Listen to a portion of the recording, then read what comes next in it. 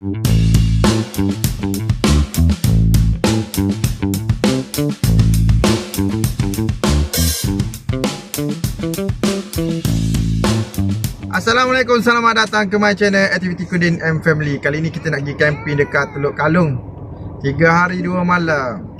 Dia punya perjalanan ke sana dalam sejam lah kot. Apa-apa pun kita jumpa di sana. Zas! Dari Kuantan ke Teluk Kalung ni kita gerak petang gerak petang sampai maghrib, sampai malam dekat Teluk Kalung lah. Lepas tu kita pasang kemah dan kita rehat dulu. Kita datang awal untuk kali ni sebab kita nak 2 malam dekat Teluk Kalung. Masak soto. Masuk pulak kan lagi? Saya ada awak di pun. Ayah. Terus bersihkan.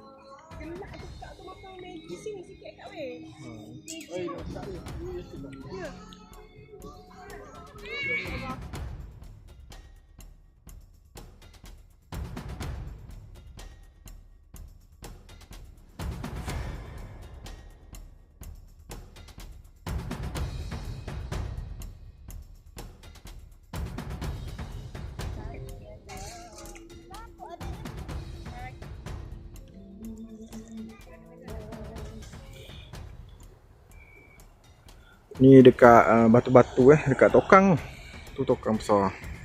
Tengah cari seafood. Cuba kakak ketang. Ketang ada, seafood ada. Mana ketang? Mana? Okey, time ni dah pagi Dah pagi hari kedua dekat Teluk Kalung. Waktu ni kita relax santai pagi dulu. Lepas tu kita kena rebus yang kerang kita cari semalam. Ni adalah seafood dengan seafood lah, dengan menu untuk tengah hari. Pagi tadi kita beli saja nasi lemak dekat kedai kawasan sekitar. Masa ni kita healing lah babe. Dengan cuaca angin yang kuat, kita santai-santai je camping ni. Buat apa nak stres-stres sangat, relax je. Ni pula suasana petang dekat Teluk Kalung. Ramai kali ni, ramai. Hari Minggu sekarang Teluk Kalung dah ramai dah. Dengan pelbagai aktiviti lah, dengan apa ni, dia punya main apa IB, budak-budak mandi. Sini memang waktu petang dia agak best lah sebab dia redup. Ni pun kita nak mandi-mandi, kita nak tengok-tengok pusing kawasan sekitar pantai ni.